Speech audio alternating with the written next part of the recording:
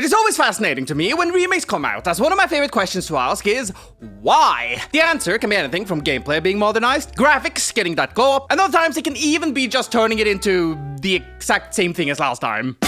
However, the one thing that confuses me the most when it comes to remakes is when the new developers want to have the same story while changing up the narrative.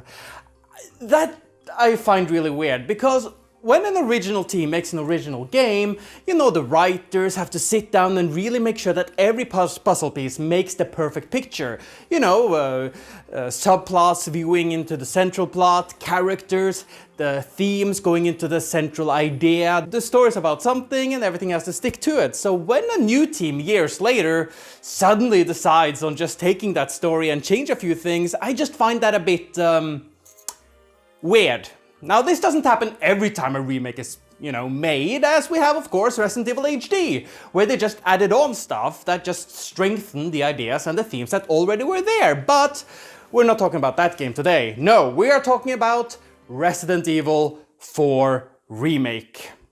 Now, before I jump into analysis mode, one thing I need to make as understood as possible. I adore both of these games. I hold a preference for the original, but the remake is superior in other factors, making both of them excellent and worth existing. Reasons for why I feel I need to make that as clear as crystals, and I'm not talking about goop crystals, mind you, is the fact that I will go into some deep stuff in regards to story/narrative alone, meaning that gameplay and presentation will remain untouched here. If you want a video that goes completely into all the facets of these games, you can find that somewhere else. But if you want to take a deep dive into storytelling, this is the place to be. The way I will handle this is to separate this project into 3 parts that I felt they remade things in a certain way. Story, tone, and finally, characters. Of course, all of these are connected in the big picture, but just like Jenga, if some of these pieces are weak and you try to change them, the entire tower will fall apart. So, let's begin with the first phase of my master plan. The story.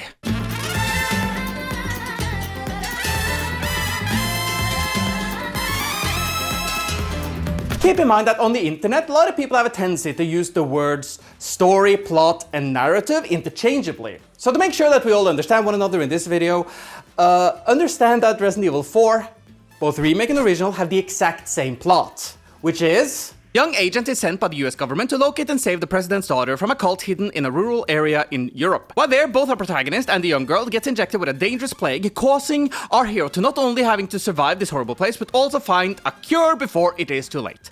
That is the plot. A short summary explaining the overall conflict without going into character, themes, and structure. And that is exactly what story is. What beats and scenes form an act, how characters weave into one another, thematic consistency, and everything building up to a climax and then a resolution. The reason why I wanted to separate characters from story here is the simple fact that Capcom games are mostly beloved for their individuals, not the scenarios surrounding them. Oh, and a final heads up, I will assume that you have some knowledge of this game, so keep in mind that I will not go into the minute details that I deem unnecessary. So yeah, just keep that in mind. The best way to begin is, like always, the beginning, as the very opening monologue in both of these games shows everything we need to know in regards to how it will stay focused, or rather, try to remain focused. The original exposes what happened in the previous Leon adventure in a matter-of-factly way, the big statement in the end being that Umbrella is... And for all intents and purposes, Umbrella was finished. Whereas the remake is far more character-driven. If I could just forget what happened that night. The pain. Even for a second. This time, it can be different. The writers clearly are desperately trying to connect these 2 games. Speaking of, have you heard in the Mind of Leon Kennedy video? It's extremely telling, this change, in regards to how different the story is to the original with this new monologue, with a clear new focus. Leon's perceived change. Sure, lines that go, "This thing inside me died because of that other thing," can come across as pretty tropey and cliche, but the question is, will the game commit to this new focus? And the answer to that is a most definite yes. Hence why we are going into one of the primary themes of the remake, the concept of being forced to change, for the better or the worse. It's a day I'll never forget. The cop inside me died that day. This has nothing to do with them. I'm a free man who made a choice. The world changed. I guess I changed too. I don't know if I can. You can. What do you think, Leon? People can change, right?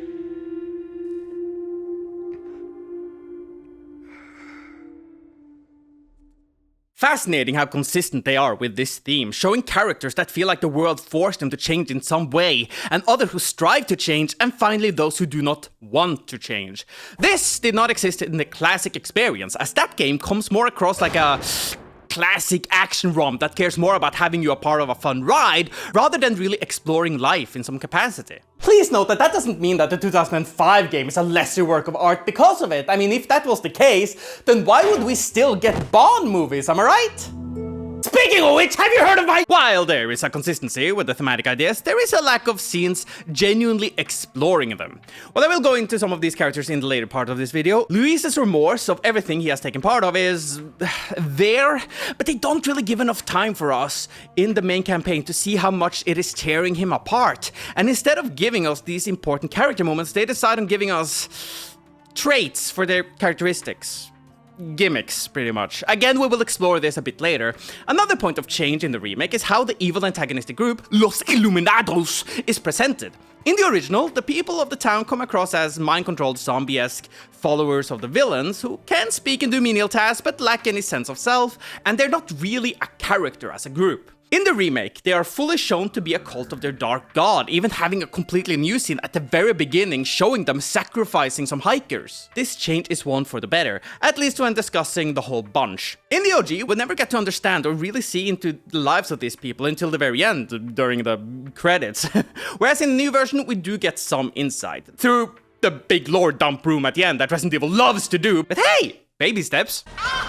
One change I find rather ridiculous, in all honesty, is the fact that at the very beginning of the remake, in the house where Leon confronts his first Ganado, there's a full-on exposition room. A room where he sees a picture of Ashley, a freaking map directing him towards the church and the lago, the lake. It's only there for the plot to move along. In the original, Leon comes across just some random notes that they have someone prisoner and making sure that this weird American should not find this individual. They kept the fact that it was Ashley a bit hidden. Now, obviously, we as players know it's obviously Ashley. They wouldn't send us to this place only to go to another location, right? But still, there was a sense of mystique in making sure that our main character wasn't fully sure. So it made sense that he just went over to the church, as that made the weird sound, and it led him to Luis and then Ashley. So I just find that a bit stupid. Now, I can understand that some of you might think that that's a bit too nitpicky, but here's the thing. When you analyze stories or make a critique, nitpicking is a necessity, because the more you nitpick, the more you find these smaller issues, they add up. So keep that in mind. And we might as well stay on the nitpicking, because the next segment is the tonal differences. Your right hand comes off? No thanks, bro. No way, Leon. Way. It's always a bit difficult to explain and critique the tone of media.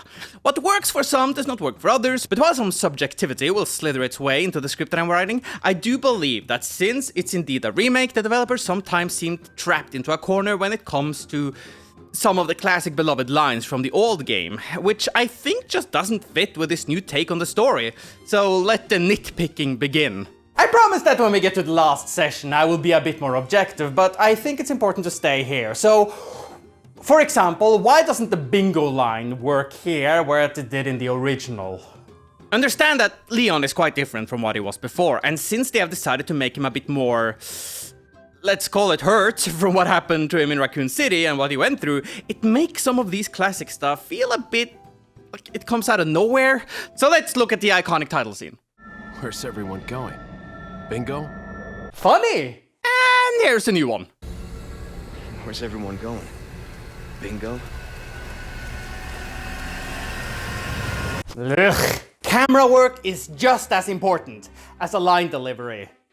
Having our main protagonist say this funny line and then have the camera move over to see the corpse of a police officer who we just saw scream for help creates a bit of a tonal clash, I feel. And no, that is, I'm sorry.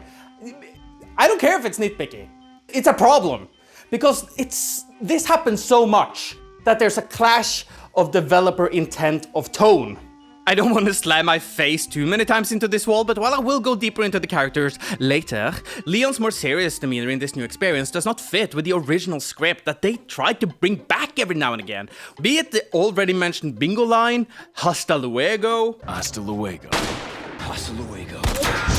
Or the Salazar script shoutout. Your biggest scene is over. I don't ever remember being a part of your crappy script. Your biggest scene is over. Leave me out of your crappy script.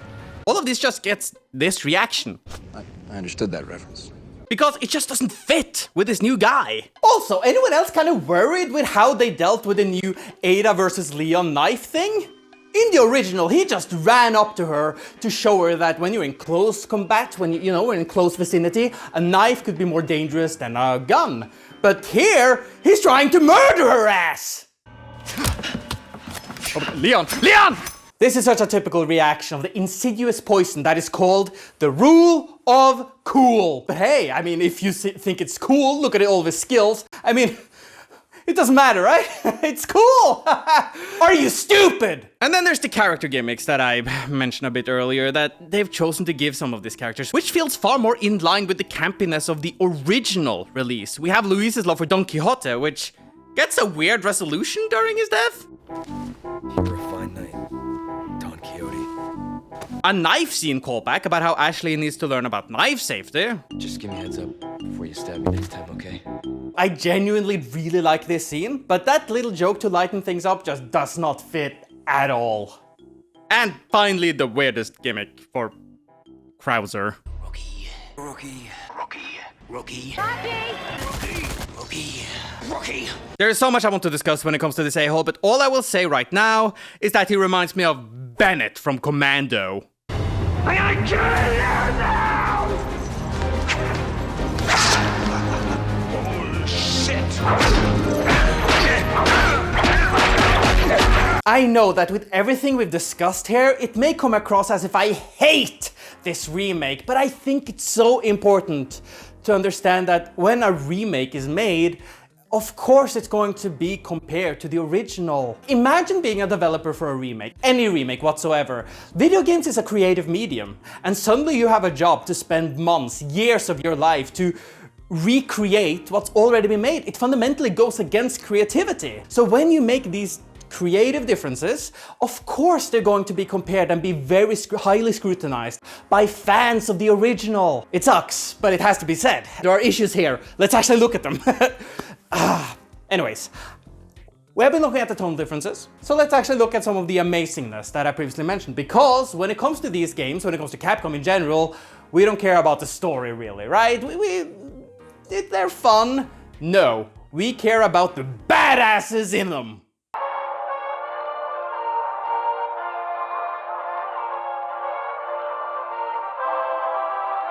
Just to say it immediately, Ashley is a million times better than what she was in the old adventure, and this is coming from a guy who had no issue with her. One thing that is universally hated in stories is when a character acts stupid for no reason whatsoever, only to add on to fake drama. Probably the best scene that shows this in the olden days is when Ashley coughs up blood and in stupidity decides to run away from Leon, only to be taken by a wall. You alright? I'm fine! Leave me alone! Ashley, wait!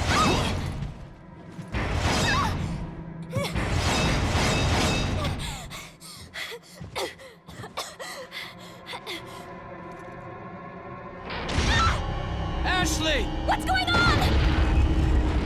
Ashley!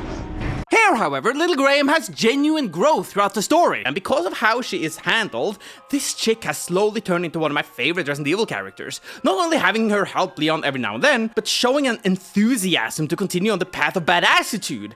That being said, they didn't fundamentally change her like they did some of the other characters, they just made her more active and more interesting. She still serves the same for the narrative, so aside from the fact that I like her, not really much else to discuss. They removed stupid stuff from her writing and added dope stuff, while still maintaining her role. So pretty much a perfect remake handling of this character. Is that a compliment? Take it however you want. Leon S. Kennedy is quite different though, so let's jump into it. So one thing the writers really wanted to push, as previously stated, is the idea that Leon is almost scared of the fact that he has changed, or if he has changed for that matter. We have the opening monologue where he makes it clear that this time it will be different, showing that he blames himself for the many deaths that happened during his first day on the job. Helping people like them? That's why I joined the force. And this is pretty fantastic, as it connects the two games far better than before. The theme is there, but the game doesn't really utilize it to its advantage. There are two primary deaths in this story that really affects Leon. 2.5 with Mike, the helicopter guy, but we have Luis and Krauser. Rookie. With the focus on that this has to be different than the last time. He can't have any more people die on him. It's so weird that the original game treats Luis's death far more dramatic and over the top and more emotional than here. And when it comes to Krauser's moment, we'll discuss that later. It's quite disappointing when they tip their toe into it, but they don't really lean on it. You can't save her. You can't save anyone. Give it up, Krauser. We do get a character moment at the very end of the game where we haul ass to the machine that can cure our pair of Las Plagas, but it feels a bit too, overly dramatic without the necessary build-up. It didn't really earn it. This could have been a fantastic game moment, but since they never truly explored this motivation, it just is a walkie-talkie section, which is never a good thing. What I think is fully good, however, is our ladies' man, Luis Serra. After you, I insist. Such a gentleman. So, Lois... Luis in the original game is a very static character, helping our heroes in staving off the parasite, while in his death scene explaining that he was a researcher employed by Sadler. Now, he was tricked into believing that he was researching how to remove the Plagas without killing the subject, but Sadler was merely using his knowledge to figure out how to make it almost impossible to remove it. So he's not a full bad guy or anything, but he's not anything special, aside from having a lot of charisma. His new version, though, holds a lot of goodies, the big one being that he was part of Umbrella. Now, normally I'd be pretty annoyed by such a change. Making Umbrella part of everything was definitely one of my biggest frustrations with Village's story, for example, but here it worked with the thematic idea of change, as he is pretty disgusted with himself because of his previous affiliation. There's also the fact that it isn't just Umbrella he's part of, but it is specifically the European 6th branch. And do you know what they're known for in the lore?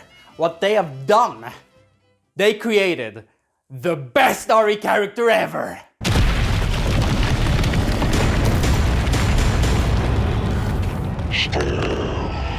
No wonder he's so remorseful. And it is important that they really added this backstory, as without it, we couldn't really feel the wish to change, that it comes from an active character, because, I mean, who wouldn't want to go against the guy who forcefully put the Plagas into him, like the employer? Of course he's gonna betray that dude, right? If you get betrayed, you're gonna go against them. Whereas being part of an evil organization and realizing this is wrong, and then want to strive to do something better, it's good. Good change, I like it.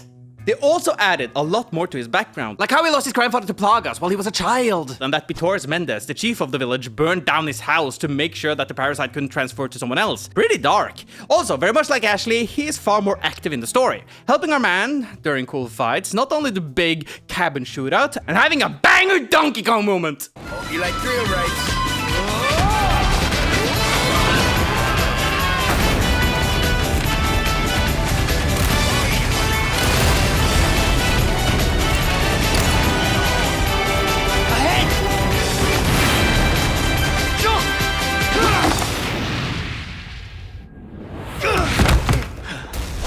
Overall, Luis is great, and the only thing I feel is lacking is his death scene, as I didn't really need the character gimmick with the Cervantes book. Having a character gimmick, as I've called it, is not by itself bad. There are many iconic characters who have them, but they have to make sense. And what do we know about Don Quixote? He's a delusional, mentally unstable guy who wished to become a knight, and who believes that windmills are giants. I think the moral of the story, if memory serves right, is the fact that anyone can accomplish something regardless of where they come from, but I don't see the thematic consistency. You tell me, what am I missing? Please help me, I don't know Don Quixote that well. And staying on consistency, Salazar is for the most part completely unchanged, remaining the same little annoying asshat he was in the original game. The only thing I can really say is that they removed quite a bit of screen time from this guy, because of how they no longer have the conversation through the walkie-talkie. Closest thing, I guess, is the intercom talks, I think? To give an idea on the time difference, looking purely at cutscenes, in the classic game, Ramon got roughly 7 minutes and 22 seconds. You know, again, roughly, of course. Whereas here, he has like 4 minutes. Again, give or take a few seconds. Only thing I guess I could really say is that he was far more self-centered and egotistical in 2005, looking down on the peasants, not taking Leon seriously at first, which fits in with his massive statue and his script line and his tantrum. In the remake, it fits better that he is so devoted to Sadler, as the cult leader himself is so passionate about his beliefs of the Dark God that really wasn't there before. So let's talk about the biggest change in the room here. Adam Sandler. Osmond Sadler is a completely different character in this game, to the point where I can't call them the same person even. Before, in the olden days, he comes across as more of a con artist and a cult leader, showing a great hatred of the US and American exceptionalism. That seems to be a focus in that old story. No longer will the United States think they can police the world forever. Seems that Salazar is having difficulty taming the American pig. I needed her to buy Sadler's trust in me. Like you, I'm American. Did you really think I'd trust an American? The American prevailing is a cliché that only happens in your Hollywood movies. He was also ridiculously hilarious, being as campy as Leon even, joking around, constantly having a shit-eating grin, laughing at the protagonist's quips, and had more of an active part in the narrative, which is a bit weird, in comparison to this updated version. Having over 9 minutes of screen time instead of the 5.5 in the 2023 game. Now, it could be mentioned, and it could be criticized that he was a bit too similar to Salazar in regards of being a comedic antagonistic force, but for me, they were different enough. Different is the keyword, though, that I would use here, as he stays primarily in the shadows in the new release, having Osmond pop up in the nightmare sequence almost, only confronting our hero at the island at the end. He also loses a good character moment that makes us hate him, giving Krauser the Louise kill. There's also the fact that we don't get anything exploring his motivation until the final boss, where he just throws out random lines about wanting to bring peace to the world by mind controlling everyone. The sorrows of this world are without them.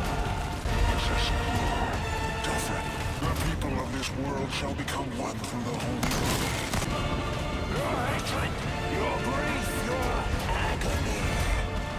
I can relieve you of those burdens. I, which broke so many portions of their salvation. Point is, in the classic game, he comes across as a guy who genuinely hates America and the US and found some sort of power that allows him to take over the world. In other words, he's just a jackass. Here, he actually seemed to truly believe what he is preaching.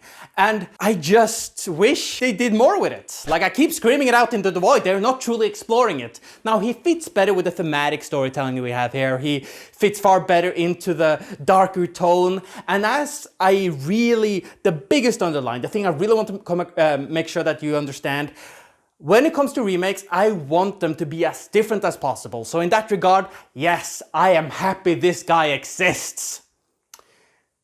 Who I'm not so happy with, though. I'm going to start off by saying this. Krauser's boss fight is my favorite gameplay encounter in all of Resident Evil franchise. Old or new, this entire section was amazing playing through.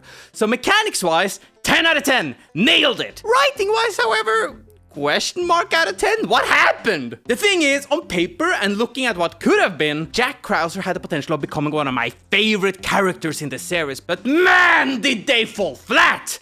Let me explain a bit of his classic self, and then we can go into the game's biggest disappointment. Old school Krauser was for the most part a full counterpart to Leon, and also an explanation for how Ashley got kidnapped from the US. He was sent by Wesker to infiltrate the ranks of Sadler to get the Plaga sample and want to revive Umbrella because he believes that they can bring order to the world. Apparently. What do you intend to do restoring Umbrella?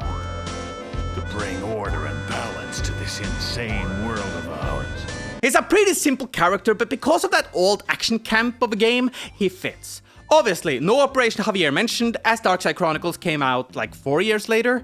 In the new game, however, they obviously need to flesh him out a bit, and they did. So the biggest change is the fact that Krauser fully works with Los Illuminados, not as a double agent, but a full member. You can find notes in his tent that he was fully loyal to the American government and seemingly loved his unit, the men he went on missions with. Then, after Operation Javier, it was decided by the US to get rid of them, wiping out all the evidence, as that mission was deemed too inhumane. And Krauser was like the only man to survive, seeing all of his friends and men just dying because of a betrayal of the people he worked for, his home, his country. Of course that's gonna change him into something dark and cruel. And then there's the fact that, of course he's going to kidnap Ashley. the daughter of the man who potentially made that decision that caused everything to happen.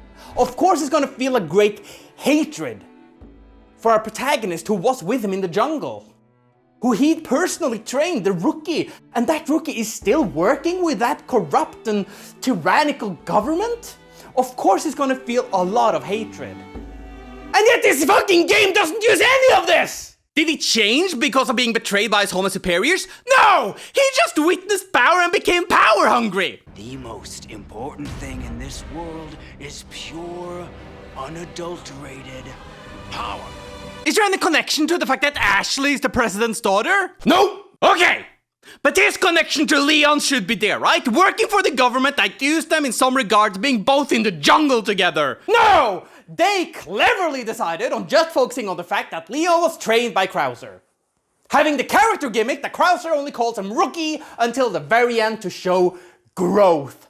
Fuck! I trained well.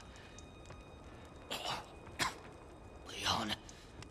How am I supposed to care about this when I've never seen this version of the character before? We only get to see them together in the intro cutscene, and even then I don't think it lasts more than 2 seconds, even less I think. And Darkside Chronicles does not do the man justice! And if anyone's gonna argue that, oh, but everything Krauser is just saying this to focus on something else, he truly doesn't want to go into what hurts him so much, it's super deep, you guys.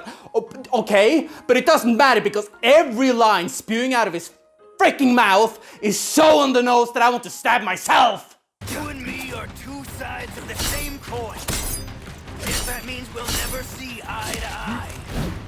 You and I have chosen different paths. All that's left now is to settle this the old-fashioned. This isn't the case that I am disappointed at it, but for not being something that I wanted. No, it has all of these puzzle pieces, and yet they suddenly just shifts the focus to completely something else. Something so cliche and tropey. The teacher versus student, like, how? What does that have to do with anything? That he was trained by Krauser and so he changed? How is that a character? It just frustrates me so much because they had so much, it could be so good. It could have been so great. But they decided on just keeping it as simple as possible so that you can just look at it, say, oh, he was power hungry, he trained Leon, and Leon beat him because the student won against the teacher. And it is so annoying. They also are desperately trying to make sure that the death scene comes across as emotional with the music and looking at the blade and the reflection and him looking back, turning towards the corpse of his previous teacher, and I feel nothing. I felt more for that weird war vet psycho in Dead Rising. Remember that guy? That was really weirdly emotional. The war. It wasn't over. Not for me. So yeah, Krauser ended up being a massive miss. But what about our final character, the Wong? Just going to say this immediately. I never really liked Ada in RE4. Yes, she fits in with this over-the-top campy 80s flick thing, but I just felt that the stiletto-wearing, red Chinese dress lady using a freaking Zelda hookshot flying around was a bit too much. Maybe it was just me, I think I'm in a minority, I probably am, but yeah, she did not feel like the PS1 character we all know and love. They have fixed a few things. I'm happy the dress is gone and I see they got the same cameraman from RE3 Remake. She still is the femme fatale archetype, but feels a bit more in line with the previous outing. My biggest issue is that they just gave her the same arc, which is certainly a choice. She has the separate ways scenario, but that's not on the table right now. She serves her role well, but like many of the other points I've mentioned, she's a bit underutilized. Also, still heavily weirded out by that knife scene. I know that this may seem like I dislike this game with a passion, but that's really not the case. I adore this game of a game, and I'm just being so critical because I also adored the original, and I feel like they really could have hit this one out of the park. Now, they did so in so many other ways that I feel like I need to just say at the end so I don't leave you with a weird taste in your mouth, a bad taste in your mouth. That's weird.